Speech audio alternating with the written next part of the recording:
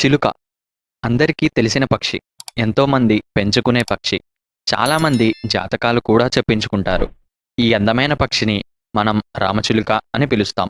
కారణం ఏకపత్ని వ్రతుడు. ఇలా చిలుక గురించిన ప్రతి విషయాన్ని ఈరోజు వీడియోలో తెలుసుకుందాం. చిలుక యొక్క శాస్త్రీయ నామం సిట్టోసిఫామిస్. వీటిని శాస్త్రీయ వర్గీకరణ ప్రకారం 4 కుటుంబాలుగా విభజించారు.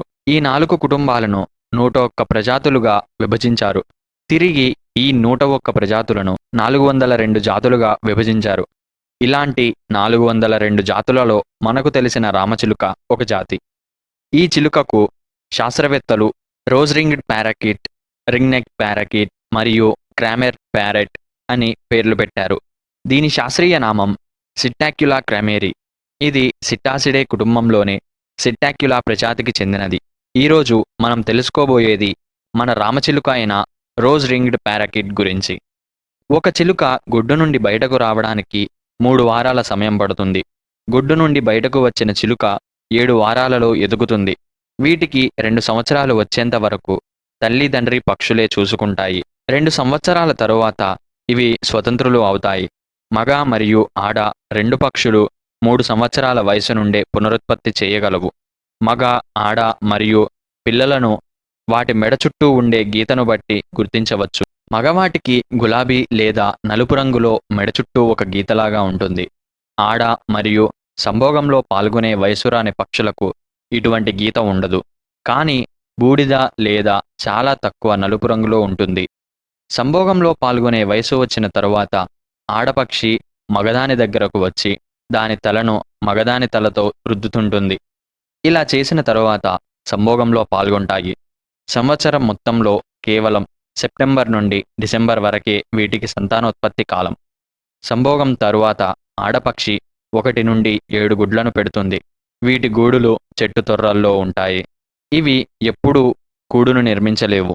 వడ్రంగి పిట్టలు చెట్టు తొర్రల్లో చేసుకున్న గూడులను ఇవి ఆక్రమిస్తాయి. ఆ గూడు 37 సెంటీమీటర్ల వరకు వ్యాసం ఉంటుంది. కారణం 7 గుడ్లు పొదిగి పిల్లలు అయ్యి వాటికి 2 సంవత్సరాలు వచ్చేంత వరకు అవి అక్కడే ఉండాలి కాబట్టి. గూడు ఆక్రమించిన తరువాత గుడ్లు పెట్టి పొదిగి వాటికి 2 సంవత్సరాలు వచ్చేంత వరకు తల్లి పక్షి మరియు తండ్రి పక్షి కలిసి చూసుకుంటాయి. 2 సంవత్సరాల తరువాత పిల్లలు ఎక్కువగా వర్షాకాలానికి ముందే గూడును వదిలి వెళ్ళడానికి సిద్ధమవుతాయి. వీటి గుడ్లను పాములు, గుడ్లగూబలు వంటివి ఆహారంగా తీసుకుంటాయి. చిలుకలు ఆడదైనా మగదైనా వేరొక చిలుకతో జతకడితే జీవితమంతా ఆ చిలుకతోనే జీవిస్తాయి. ఒకవేళ అది మరణించినా వేరొక చిలుక దగ్గరికి వెళ్ళవు, ఒంటరిగానే జీవిస్తాయి. ఇలా ఇవి జీవితం అంతా ఒక్క భాగస్వామితోనే ఉంటాయి కాబట్టి వీటిని ఏకపత్ని వ్రతుడైన రాముడితో సమానంగా గౌరవిస్తారు. అందుకే ఇవి రామచిలుక అని మన భారతదేశంలో ప్రసిద్ధి. పూర్తిగా ఎదిగిన చిలుకలు 140 గ్రాముల వరకు బరువు, 38 నుండి 42 సెంటీమీటర్ల వరకు పొడవు ఉంటాయి. వీటి తోక పొడవు 25 సెంటీమీటర్ల వరకు, రెక్కల పొడవు 15 నుండి 17.5 సెంటీమీటర్ల వరకు ఉంటుంది. చిలుకలు ఎగరడం కోసం బరువు తక్కువగా ఉండాలి. అలా అని తక్కువగా ఉంటే ఇవి నిర్దిష్ట దిశలో వెళ్లకుండా గాలి ఎటు వీస్తే అటువైపు వెళ్తాయి. కాబట్టి దృఢంగా కూడా ఉండాలి. దృఢంగా మరియు తేలికగా ఉండడం కష్టం కాబట్టి వీటి జీవక్రియ రేటు ఎక్కువగా ఉంటుంది. అంటే ఇవి తీసుకున్న ఆహారం చాలా త్వరగా శక్తిగా మారుతుంది. కాలానుగుణంగా వీటి ఆహారం కూడా మారుతూ ఉంటుంది. శీతాకాలంలో ఎక్కువగా పప్పుధాన్యాలు, బఠానీలు, మొక్కజొన్న వంటివి ఆహారంగా తీసుకుంటాయి. వీటిలోనే చిలుకలు గుడ్లు ఉత్పత్తి కోసం అవసరమయ్యే న్యూట్రిషన్లు ఉంటాయి. కారణం శీతాకాలం మాత్రమే వీటికి సంతానోత్పత్తి కాలం కనుక. అలాగే మిగిలిన కాలాల్లో విత్తనాలు, గింజలు, మల్బరీ, పండ్లు, మొక్కలు, కూరగాయలు, మొగ్గలు, కందులు ఆహారంగా తీసుకుంటాయి. కొన్నిసార్లు కొన్ని మైళ్ళ వరకు సమూహాలుగా వెళ్ళి పంట పొలాల్లో మరియు తోటల్లోని ధాన్యం, తృణధాన్యం వంటివి ఆహారంగా తీసుకోవడమే కాక పంట అంతటిని నాశనం చేసి రైతులకు నష్టం కలిగించి వెళ్తాయి. కొన్నిసార్లు కీటకాలను, పువ్వుల్లోని మకరందాన్ని కూడా ఆహారంగా తీసుకుంటాయి. వీటి జీవక్రియ రేటు ఎక్కువగా ఉండాలంటే ఆహారంతో పాటు ఆక్సిజన్తో కూడా చాలా అవసరం ఉంటుంది. వీటి శరీరం మొత్తం పరిమాణంలో 1/5% గాలి సంచులే ఉంటాయి. ఇవి వాటి ముక్కుపై భాగంలో ఉండే నాసికా రంధ్రాల ద్వారా గాలి పీల్చుకొని తర్వాత నాసికా కుహరంలో దుమ్ము, ధూళి నుండి గాలిని శుభ్రపరిచి శ్వాసనాళము నుండి 2 భాగాలుగా విడిపోయి గాలి సంచుల్లోకి వెళ్ళిన తర్వాత ఊపిరితిత్తుల్లోకి ప్రవేశిస్తుంది. మనుషుల కంటే వీటిలోనే ఉచ్ఛ్వాస, నిశ్వాసలు ఎక్కువగా ఉంటాయి. వీటి గుండె మామూలుగా ఉన్న సమయంలో నిమిషానికి 200 బీట్లు చేస్తుంది. అదే ఎగిరేప్పుడు మాత్రం నిమిషానికి 800 బీట్లు చేస్తుంది. కారణం ఆక్సిజన్ ఎక్కువ సరఫరా అయ్యి జీర్ణక్రియ రేటు ఎక్కువగా ఉండడం కోసం. చిలుకల ముక్కు ఎర్రగా ఉండి పై దవడ భాగం అయిన మ్యాక్సిల్లా కొంచెం వంగి గరుకుగా ఉంటుంది. తద్వారా ఇవి గింజల పొట్టు తీసి వాటిని ముక్కలుగా చేయడానికి అవసరపడుతుంది. ముక్కు కింది దవడనే మ్యాండిబుల్ అంటారు. ఈ ముక్కుతో వీటి ఈకలను కూడా శుభ్రం చేసుకుంటాయి. పూర్తి ముక్కు పొడవు 4.6 సెంటీమీటర్లు, ఎత్తు 2.6 సెంటీమీటర్లు ఉంటుంది. మనుషుల గోర్లలాగానే వీటి ముక్కు కెరాటిన్తో తయారవుతుంది. వీటి ముక్కు పై భాగమైన మ్యాక్సిల్లా పైనే నాసికా రంధ్రాలు ఉంటాయి. నాసికా రంధ్రాలు ఉండే ప్రదేశానికి ముందు భాగం మృదువుగా కండ కలిగి ఉంటుంది. దాన్ని సిర్ అంటారు. దీని రంగు మగ పక్షులకు నీలంగా, ఆడపక్షులకు గోధుమగా, పిల్లలకు గులాబీగా ఉంటుంది. చిలుకల కంటిలో ఉండే రెటీనా పూర్తిగా అభివృద్ధి చెందిన తరువాత ఇవి చుట్టూ ఉన్న పర్యావరణాన్ని అవగాహన చేసుకోగలవు. కారణం వీటి కంటిలో ఉండే 2 భాగాలైన పిగ్మెంటల్ రెటీనా మరియు న్యూరల్ రెటీనా. ఇవి వాటి శరీర మరియు కంటి నిష్పత్తికి కొంచెం ఎక్కువగా ఉంటాయి. అందుకే ఇవి యువి కాంతిని వేరు చేయగలవు. అలాగే విస్తృత శ్రేణి రంగులను కూడా చూడగలవు. కానీ రాత్రి సమయంలో ఇవి చూడలేవు. వీటి కనురెప్పలు చాలా చిన్నగా ఉంటాయి. వాటిని నిద్రించేప్పుడు మూస్తాయి. ఇవి రోజుకు 12 గంటలు నిద్రపోతాయి. ఆశ్చర్యకరమైన విషయం ఏంటంటే వీటి కంటిపాపను చూసి వాటి మానసిక స్థితిని చెప్పవచ్చు. ఒకవేళ కంటిపాప వ్యాసం తక్కువగా ఉంటే కోపంగా ఉందని, వ్యాసం ఎక్కువగా ఉంటే ప్రశాంతంగా మామూలుగా ఉందని అర్థం. వీటి నాలుక పొడవున ఎముక ఉంటుంది. అందుకే వీటి నాలుక బలంగా మరియు విశాలంగా మానవుల నాలుకకు భిన్నంగా ఉంటుంది. చెవులు బయటికి కనిపించకుండా రంధ్రాలు ఉంటాయి. ఇవి ఆరిక్యులర్ ఈకలతో కప్పి ఉంటాయి. వీటి శరీరంపై కళ్ళు, పాదాలు, ముక్కు పైభాగం మినహా మిగిలిన చర్మం అంతా ఈకలతో కప్పబడి ఉంటుంది. వీటి ఈకలు కూడా కెరాటిన్తోనే తయారవుతాయి. శరీరం మొత్తం దాదాపుగా 2000 నుండి 3000 వరకు ఈకలు, వెంట్రుకలు ఉంటాయి. ఒక చిలుక ఆరోగ్యంగా ఉందో లేదో అని దాని ఈకలను చూసి కొన్నిసార్లు చెప్పవచ్చు. ఆరోగ్యంగా ఉండే చిలుక మెరిసే ప్రకాశవంతమైన రంగు మరియు మృదువైన ఈకలు కలిగి ఉంటుంది. అలాగే అనారోగ్యంతో ఉన్న చిలుక నిస్తేజంగా రంగు మారిన మరియు కఠినమైన ఈకలను కలిగి ఉంటుంది. మనుషుల్లాగా వీటి చర్మం శ్వేతగ్రంథులు ఉండవు. వీటి శరీరంలో జరిగే ఎక్కువ జీవక్రియ రేటు వలన వీటి శరీర ఉష్ణోగ్రత 102 డిగ్రీల నుండి 109 డిగ్రీల ఫారెన్హీట్ వరకు ఉంటుంది.